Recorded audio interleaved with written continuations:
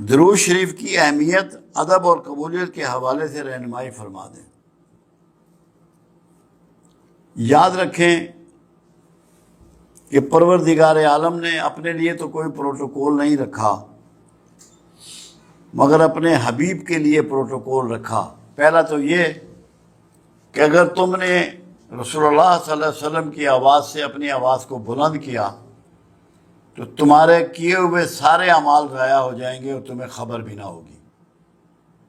دوسرا یہ کہ اگر کسی رسول اللہ کے فیصلے صلی اللہ علیہ وسلم کہ دل میں بھی تم نے سوچا اس کے اگینسٹ، تو تمہارے سینے سے ایمان کو نکال دیا جائے گا، تم صاحب ایمان نہیں رہو گے۔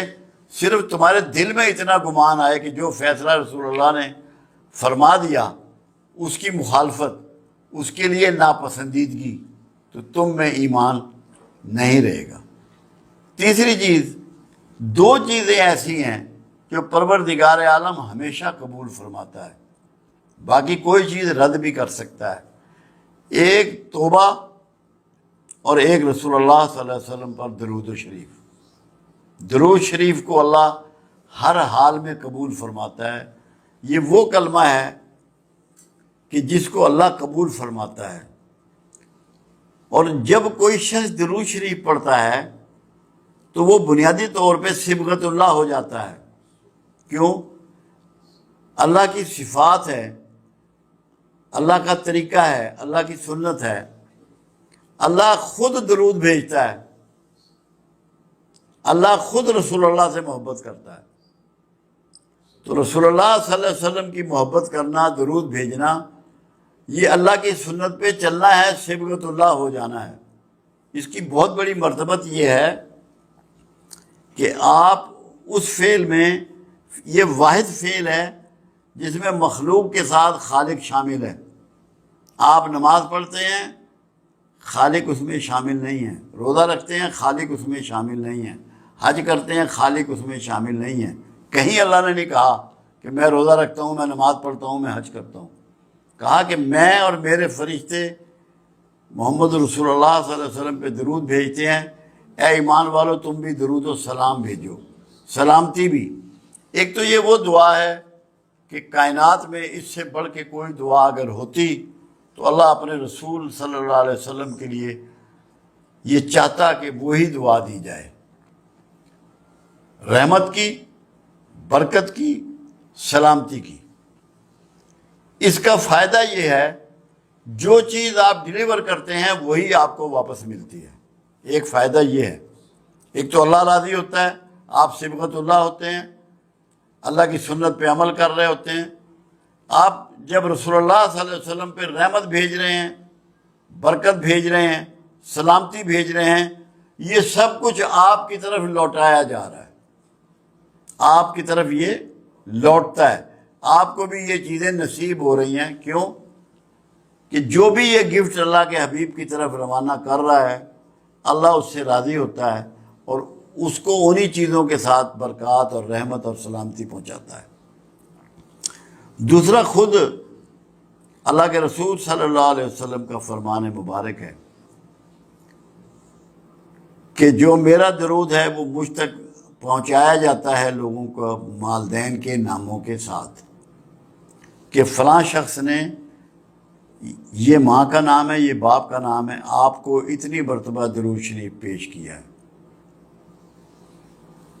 یہ سب سے بڑی بات ہے کہ آپ کا نام رسول اللہ کے دربار میں رجسٹر ہو جاتا ہے کہ اس شخص نے، اس کی یہ والدہ کا نام ہے، یہ اس کے باپ کا نام ہے، یہ درود شریف مجھے بھیجا ہے۔ آپ کے دفتر میں وہ ریکارڈ کرتے ہیں فرشتے، وہ پہنچا دیا جاتا ہے۔ دوسری بات یہ ہے کہ خود آپ کا فرمان یہ بھی ہے کہ شب جمعہ، یعنی کہ جو جمعرات کی رات ہوتی ہے، جس کو شب ہم جمعے کی کہہ رہے ہیں کیونکہ ہمارے ہاں رات پہلے ہوتی ہے، میں خود سنتا ہوں، میں خود سنتا ہوں۔ ایک بات اور ہے، قرآن حکیم میں وعدہ کیا گیا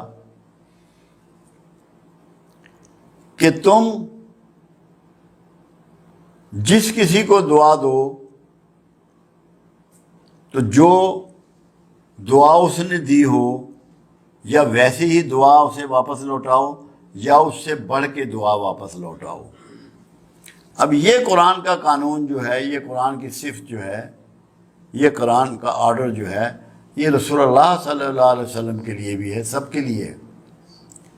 اس لیے جب کوئی شخص کملی والے پر دعا بھیجتا ہے، درود دعا ہی ہے، اور سلام بھیجتا ہے، تو رسول اللہ صلی اللہ علیہ وسلم بھی اس کے لیے دعائیں فرماتے ہیں، ریٹرن میں اس کو دعا عطا فرماتے ہیں، کیونکہ قرآن کے قانون کے عین مطابق۔ تو یہ جنت کی بشارت ہے درود بھیجنے والے کے لیے کہ جب تو رسول اللہ کے لیے دعا بھیج رہا ہے تو رسول اللہ صلی اللہ علیہ وسلم اس سے بہتر طریقے سے تجھے دعا لوٹا رہے ہیں، اور جس کا دعا گو رسول اللہ ہو جائیں اس کے لیے کوئی خطرہ نہیں ہے، کوئی دوزخ کا ڈر نہیں ہے، کوئی آگ کا ڈر نہیں ہے۔ انشاءاللہ اللہ کے ہاں اس کی مغفرت ہے اور اس کی بخشش ہے۔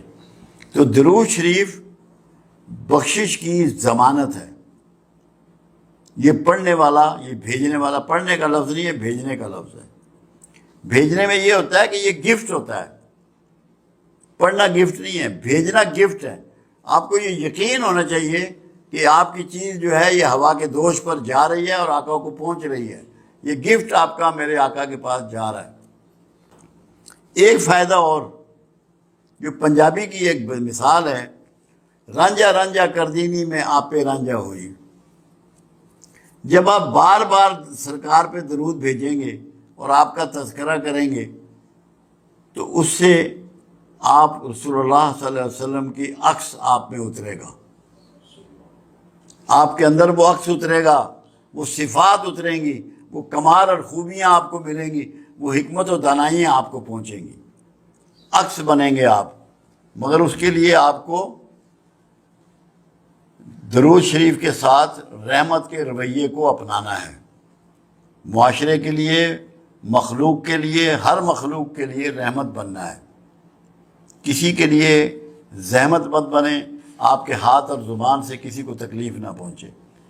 تو عکس محمد آپ ہو جائیں گے اگر صحیح معنوں میں دل کی گہرائیوں سے اگر آپ درود شریف پڑھیں گے۔ درود شریف کی اتنی برکات ہیں، میرا تو ایمان یہ ہے۔ اور دیکھو کمال کیا کیا گیا، کوئی نماز ایسی نہیں ہے جس میں درود شریف نہیں ہے، یہاں تک کہ جنازے کی نماز میں بھی درود شریف رکھ دیا گیا کہ جس نے کوئی نماز نہیں کبھی پڑھی، ایک دفعہ درود شریف کسی جنازے میں پڑھ لیا تو اللہ کے رسول کی دعاؤں کا مستحق ہو گیا، اس کی عاقبت سنور گئی، اس کی آخرت محفوظ ہو گئی۔ تو یہ اللہ نے ایک مسلمانوں کے لیے شیلڈ بنائی ہے، پناہ گاہ بنائی ہے۔ تو درود شریف جو ہے یہ ہماری پناہ گاہ ہے، اس میں داخل ہو جاؤ اور دوزخ کے عذاب سے اپنے آپ کو چھڑا لو۔